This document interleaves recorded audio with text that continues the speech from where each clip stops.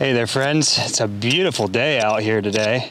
I used to take you guys around with me and have these conversations while I did some work on the farm, and people said it was distracting, so I had stopped doing that for a while. But then I've also kind of come to the realization that if I don't do it this way, I'd end up not producing any videos because I'm always too busy doing other things. So I figured I'd just kind of take you guys along with me today as I do this and do an As a Man Thinketh podcast all at the same time. So sorry if you're a little distracted by what I'm doing. What I'm actually doing here is I've got these peas. You can see weeding around a couple of them right now. The weeds here are prolific, but we've got a row of peas coming down here, and what I am doing is coming back along now that they're coming up and I can see where they are, pulling some weeds out, and then I'm putting in some corn, and I'm gonna actually in this row put some cantaloupe. I'm basically doing different types of melons in with the corn, pumpkins, all that type of stuff, and it's still pretty early in the season. I mean, it's March. These peas went in the ground in February, but I think we're gonna have a pretty warm start to the year, so it just, makes sense to go ahead and get this stuff in the ground now. And basically, once the melons start growing, the pumpkins will help with some of this weedy mess that's popping up in here. And the corn will give these peas something to climb up. So I wanted to talk today a little bit about something. I don't think that a lot of people really get the big picture of what's going on. We have this tendency, specifically as Americans, to just kind of leave everything up to the government, and we think that the government's going to handle everything perfectly for us, so we don't have to do much, right? And that to me is a scary situation, because as we look at the food situation that we started talking about on this channel several years ago, and if you've been following it since then, you've probably noticed the massive price increases in grocery bills and everything else over the last couple years.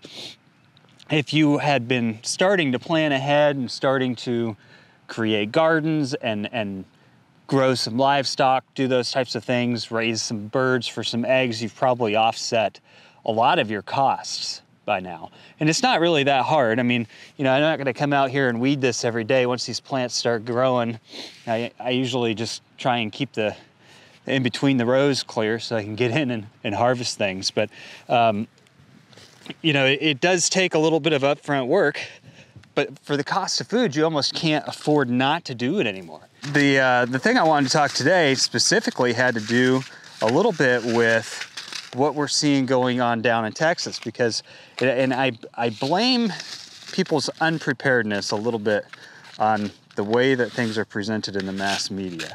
You had a Texas A&M professor come out, or doctor come out and say that what's happened down in Texas isn't going to have a huge impact on our national beef supply. And if you look at the numbers, they're reporting about 7,000 cows were killed in the Texas wildfires.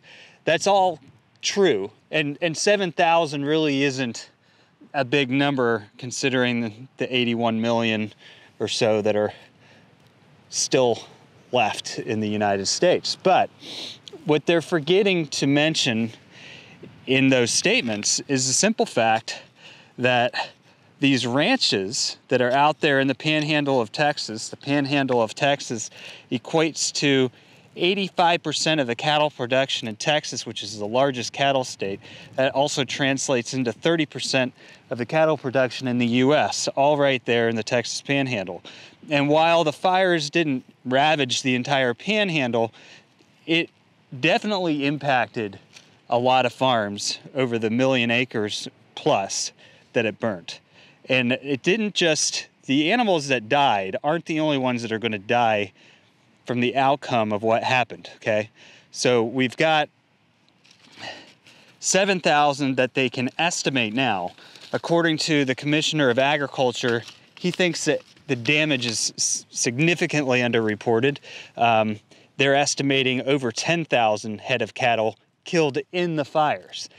After the fires, you have a bunch of cattle whose hooves were burnt to the point where they had to be put down pretty quickly. And it will take weeks for them to know the number of cattle that will die or have to be put down due to the inhalation of smoke.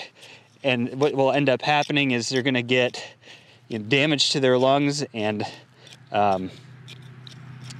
they'll eventually succumb to their injuries from the fires. And those are the numbers that I think are going to be significantly bigger than the animals that actually died in the fires. I think that we're going to see the numbers steadily grow as that happens. The other problem is that these ranches lost all of their infrastructure. They lost miles upon miles upon miles of fencing. They lost their homes. They lost everything. I mean, they can't just go back out there next year and put cows on it, even if the grass grows back, right? So there's a substantial amount of damage from infrastructure that happened out there. And a lot of these farmers and ranchers are gonna have to sell. That's what's gonna end up happening. They'll get some compensation for their losses from USDA programs. They won't get anything from FEMA because the population density is too small for FEMA to be able to step in. We ran into that with a hurricane out here.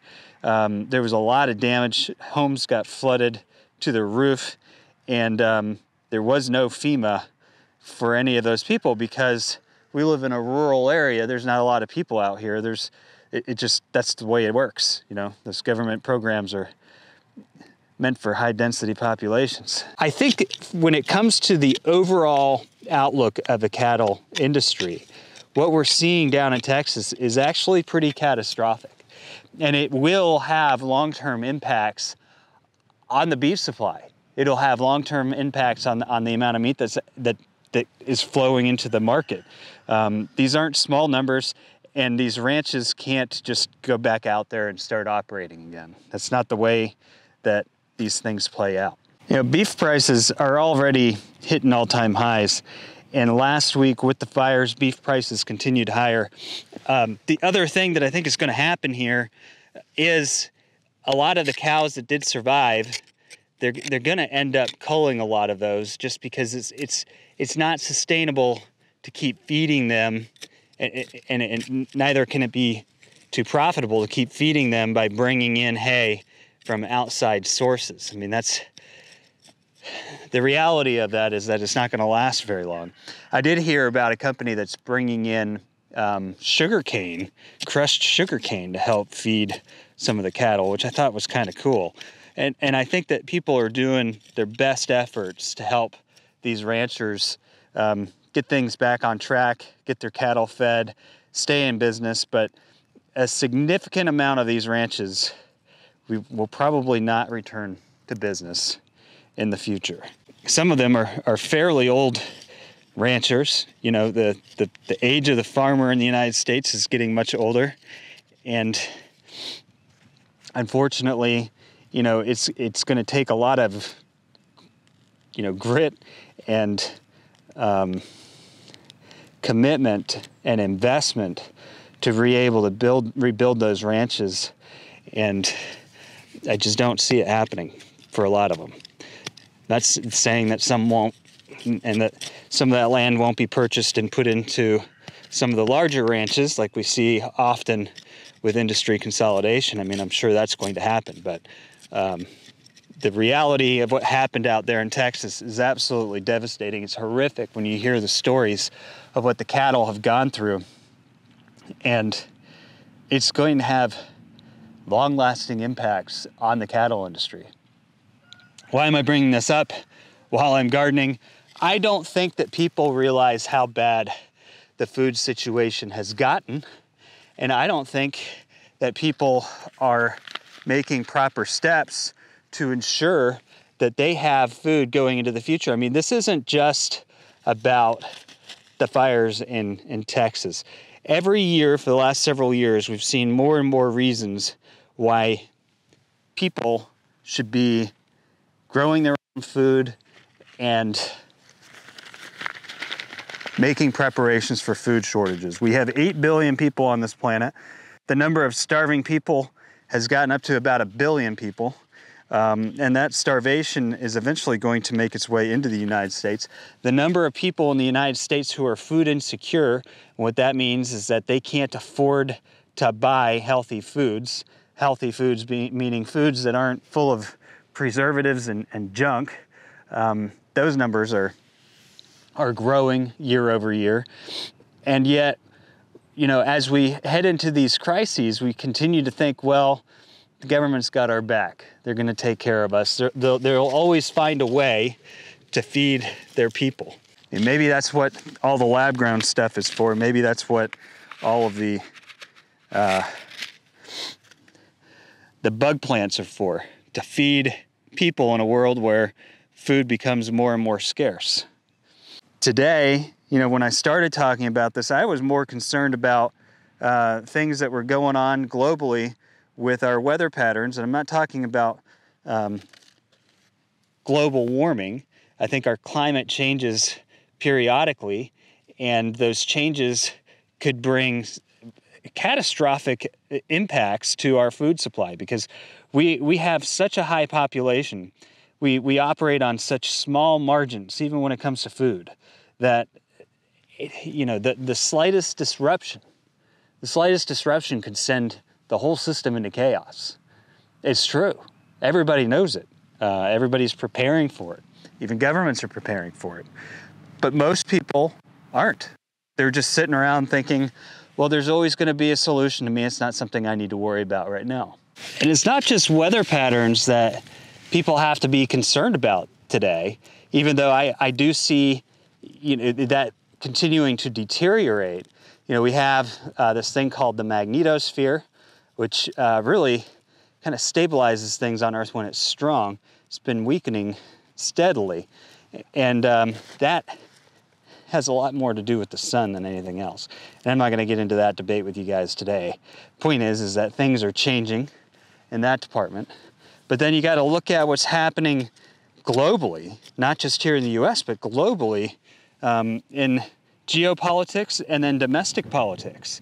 Our supply chain operates on kind of a just-in-time service scenario. So everything that we need, everything that we get at the grocery store, that all comes to us every single day through trucks. And it really, I mean, the rail industry has been suffering over the last 40 years. So I mean, a lot of what we depend on comes from trucks, right? And because of the prosecution of Trump in cities like New York, in recent weeks, we've heard of truckers threatening to ban or not accept orders to drive into that state, which they have, you know, every right to do. And I'm not saying that I disagree with their reasoning behind it.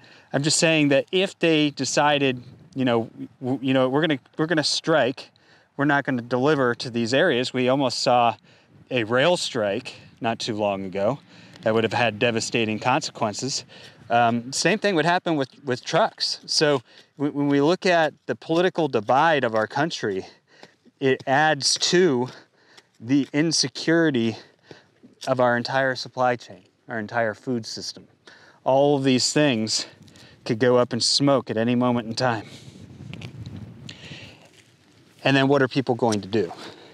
People have become so dependent on the big system. What are they going to do when it shuts down, when it breaks down? I suppose you could use the National Guard and maybe pile on 80,000 truck drivers, right? But the reality is that there's over 1 million truck drivers, and that's not going to change much. They can't substitute the truckers in the U.S., even if they tried. I think we face some real challenges that are happening on a daily basis, and I don't feel like people take them seriously. And part of that is when you get information on things happening like down in Texas that are counter to common sense, it leaves people living under an illusion that says, I don't have to worry about it. I don't have to take care of myself. Somebody has got my back. Look at this. Nice little earthworms in here. We've had a lot of rain. This soil was pure clay when I started gardening this section a little over a year ago now. And I didn't plant anything in it last year. It just kind of rested. But I'm starting to get a really good mixture of organic and clay. And the clay is actually pretty good for growing, and it retains a lot of moisture. And the organic matter that's building up in here is just for me growing stuff and tearing it up. This year when I'm done, I'll let our pigs in here and just let them go to town. They like to get some of these big roots out, which I would appreciate. I haven't had pigs in the past, otherwise they would have already been in here. So anyway, the only thing I want you guys to take away from today's video is that we're constantly fed a lie that everything's going to be just fine. Don't worry about it. Meanwhile, we constantly see organizations in the government taking steps to prepare for things like EMPs, failures of our communication systems. I mean, look what happened just a couple weeks ago with AT&T. It wasn't just AT&T.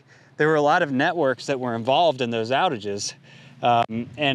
It's funny, I was reading something and they said no matter what happened with AT&T, whether it was a hack or there was a large solar flare that hit just about the same time, they were like, they're gonna tell people that it was a software update or something simple. Why? Because they don't want the public to panic. Folks, we live in a fragile world and it's not getting any better.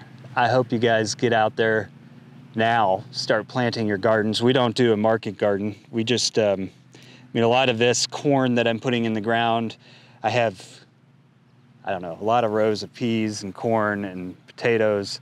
The corn, the peas, the melons, all of that will probably be used to feed to things like our hogs. But we do grow food for ourselves, and then we always grow excess that we could feed to our animals, create our own animal feed. But get out there, enjoy the weather, enjoy the soil. Here it's, if you smell it, it's an antidepressant. Ooh, that was another worm. Yeah, it smells good, makes you feel good. And most importantly, secure your own future.